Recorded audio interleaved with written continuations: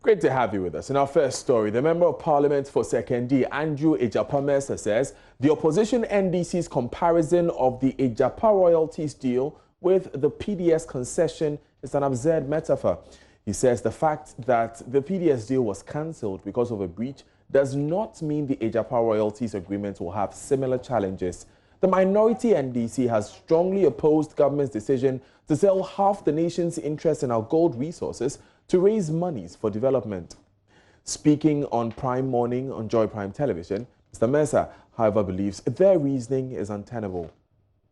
You can only make that assertion when there's, in fact, some breach that would, of necessity, require an action to be taken by the government of Ghana. We can't be invited into a realm of speculation when there's absolutely no basis. Otherwise, we will never have any commercial transaction, because people will cite that, well, there was a breach in PDS that led to termination. And so what is the guarantee that there will not be a breach in this transaction to lead to a termination? How do we even allow ourselves to be dragged into that realm of absurdity? This is a transaction that is good for this country, well thought through, would necessarily enable us manage our mineral resources better, and all the documentation that has been presented to Parliament. Right. If the IPO is successful, because IPOs do or potentially could fail. We've had IPOs in this country that have failed because there's a threshold that you need to attain. If you attain that threshold and it is successful, Ghana will be the better for it. He says the identities of the buyers will be made public as the law demands. Any company that is listed in an IPO, on no mean a stock exchange than the London Stock Exchange, would require that full disclosures of the persons who then buy the shares in the public listing. And I'm sure that potentially, if you have a few pounds sitting over there to invest, you may wish to also. Indeed, there's going to be another listing on the Ghana. You and I, who don't have or potentially may not have any pounds sitting anywhere, to participate in that. It's an investment choice. And so, yes, I mean, I purely on account of my belief in transparency would necessarily support any call for disclosures to be made. That in itself is inherent in the stock exchange in the first place. Would you also support a call for the exclusion of any businesses which may prove to have ties with the current government? Why would the Ghanaian companies be prevented in an IPO? This is not an under the table transaction, and I cannot speculate as to which companies may be interested in participating in the listing. But I shudder to think that, to suggest that some Ghanaian companies or some individual Ghanaians ought necessarily be prevented in a transaction that has been valued by global experts, that has been marketed by global companies of repute.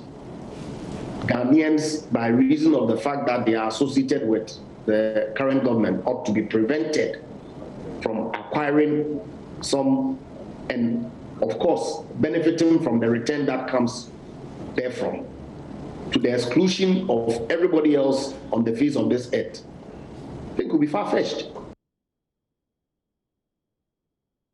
You're live on JoyNews today. This is your election headquarters. Now, the Ghana Police Service is warning that it will not shield anyone found culpable in electoral violence. Speaking to JoyNews after the launch of legal education on prosecution of electoral-related offences for selected police officers, Director General Legal of the Ghana Police Service, Kofi Boakye, says investigations are underway, and at the appropriate time, updates will be provided. The police, however, says a weekly update as suggested by the Peace Council is not feasible. The registration just ended. and the Electoral Task Force, chaired by the Inspector General of Police, are now doing the assessment. They have the subcommittee to do that. Now they are here to present their report to the IGP. And when such reports are presented, we will make it known to the public. Would you say it was largely peaceful? Did the parties behave themselves? I think largely it was quite successful. There were a few infractions which we have taken note of and which we will address in due course. Okay, so it brings us to the issues of our investigations of these infractions. We've had issues in Banda, we've had issues in Nkrakan, and then also the famous issue in Kaswa, for instance. The concern is that we are not seeing where we are when it comes to these investigations. Where exactly are we? All these things are actually under investigations. Like I said, the elections ended last week, and now IGP has asked for a compilation of all these election-related offences, and the specific ones you have mentioned, a subcommittee task force has been set up which is dealing with such things, and I think in due course you will know what has happened. But these delays, for instance, people have said that it's a form of more like shielding, for instance, Hawa Kumsin, because by now we should know where exactly we are. The Peace Council has had cause to even say that we should have weekly updates on some of these investigations. Then we know that something is actually happening. You know, investigation is not just a happenstance. It's a process, and you need people to come, give evidence, and based on such evidence, if a prima facie case is established, they can go to court.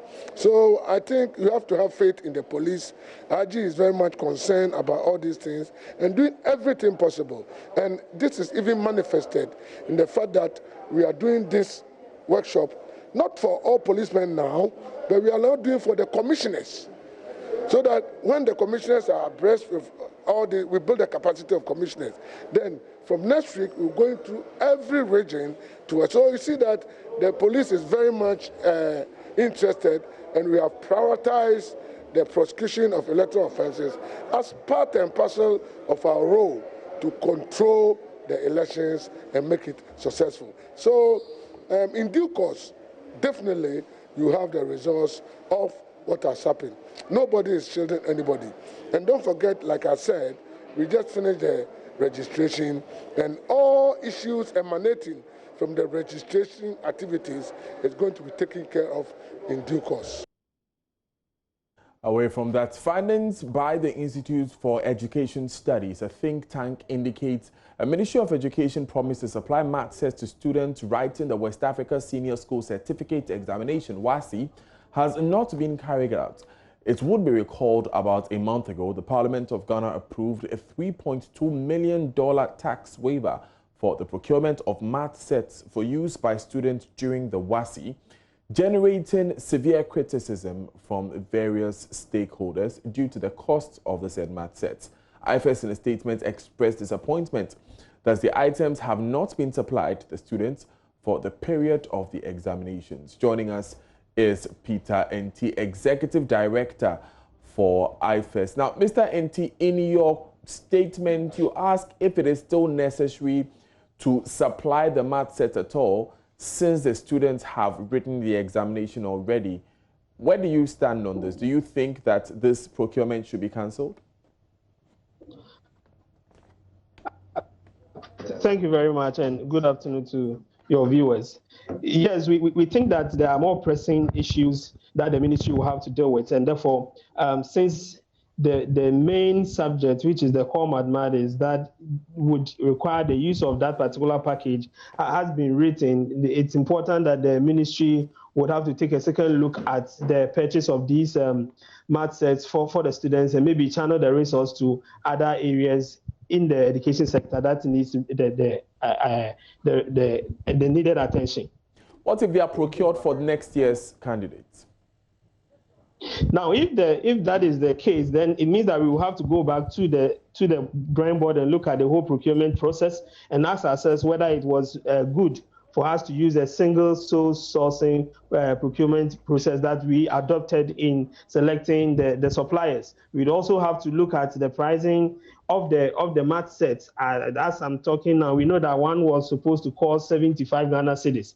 We ask ourselves whether it is prudent that we buy these assets which are not urgent at this time at that particular price. So these are the two things that we will have to look at if we still insist or we want to procure these assets for candidates come 2021. Then we'd have to restart the whole process, open the bid for others to join in so that we will have a competitive pricing system, not to supply one asset for 75 Ghana cedis, irrespective of the components that comes with it. I think when we open it and we cancel the sole sourcing, we'll get a good price for that particular package. Would it be fair to say, listening to you, that you believe that this entire project is overpriced and unnecessary?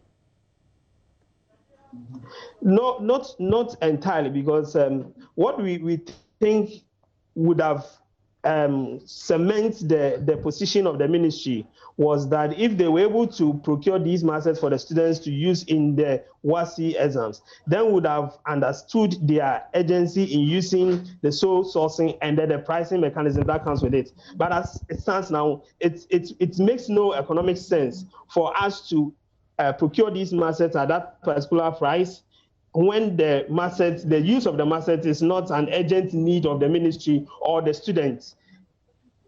Fair. But when you speak of the use of the math sets, there are students who would still need math sets for other subjects apart from core maths, are there not? Exactly. But then it was only core maths that would have resulted in all the 370,000 students using the math set. So the other students who may basically be accounting and then science students might not need it and of course, if they have been able to write the core maths without the math sets, then definitely it means that they can go on with the other subjects without these things being procured by the ministry. So if the company has not been able to deliver, I think it is just the right thing to do now is for the ministry to sit back, look at their whole procurement process, and maybe redesign it to suit the current situation that we are in. We don't think that it is advisable for them to go ahead with the procurement. Thank you very much, Peter Enti, for joining us. He's Executive Director for the Institute for Education Studies, iFEST. So live on Joy News today with me, Daniel Daze. We'll be right back after these messages. Stay with us.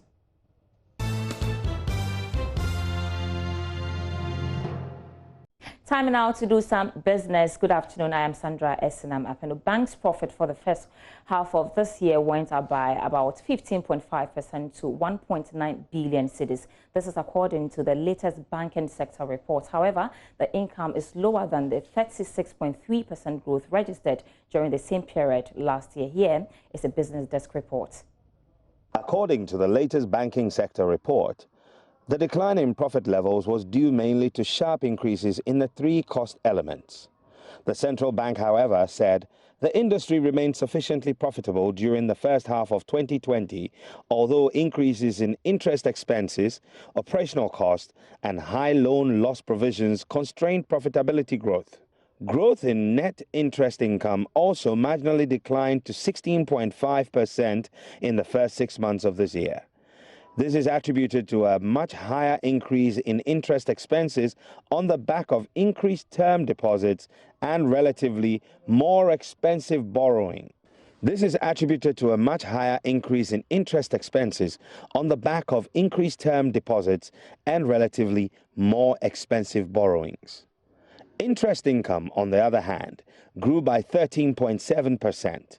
A much lower incremental change than the 9.4% a year ago. This partially offset the increase in interest expenses. However, despite the slowdown in credit growth during the period which affected interest income from loans, increases in investments sustained the overall interest income of banks. Also, net fees and commissions grew strongly at 10.3% from 3.7% over the period, due partly to more usage of electronic banking products and services in the wake of the COVID-19 pandemic. Operating expenses also shot up by 12.9% during the first half of 2020 from 7.6% a year ago. This was due to the sharp 17.3% increase in banks' other operational costs, attributed largely to costs associated with the safety protocols and containment measures of COVID-19, as well as activation of business continuity plans during the period. Away from the banking sector, President Akufo-Addo has challenged African countries that have not regularized their African Continental Free Trade Area membership to do so before the end of this year. Handing over the headquarters of the African Continental Free Trade Area to the AU Commission, President Akufo-Addo pledged Ghana's commitment towards effective implementation of the world's biggest trade agreement. Meanwhile, expressing optimism, the program's officer of the Third World Network Africa, Sylvester Bagoro, says the agreement can only be effective if the goods of origin policy are clearly spelled out. Even look at what they call the protocols on goods. That means you are trading goods across Africa. We have what we call the rules of origin. That is the passport of the product. What product can actually qualify as a Ghanaian or African product is one. Number two, how the selection is done in terms of the goods. And so I want to explain this so that it will be clear. First of all, in terms of the selection of the products, that is where the president talked about the agriculture and all that. We have 90%, 70%, and 3%. And let me explain. The 90% means that all products that are coming from the rest of Africa who are party to the agreement will enter duty-free, quota-free. It means that we are not going to charge duties on them when they come to the port. They just come in like that. They'll be treated as Ghanaian products. So that must be clear. Secondly, we also have an agreement, we have our 7% that they, in the wisdom of the technical people, that there's a need to protect these sectors. And so they are going to open up, but then it will take much more time. And that is one of the dimensions. And thirdly, there's what they call the 3%. For that one, they are not going to be excluded. Now, the point I'm trying to make is that this is a very good, we have gotten the secretary, it is very good, but how it will benefit the many Ghanaians and Africans across the country will depend on how the rules are defined and also depend on how the selection is done. That will be all for business for now, but I'm back in just about 15 minutes with the marketplace. But after the break, we do have sports. Good afternoon, welcome to Showbiz here on JoyNews today. Now, Sarkodie has today made an announcement on his Instagram platform about his soon-to-be-released book. Yeah, he names it Sarkodie.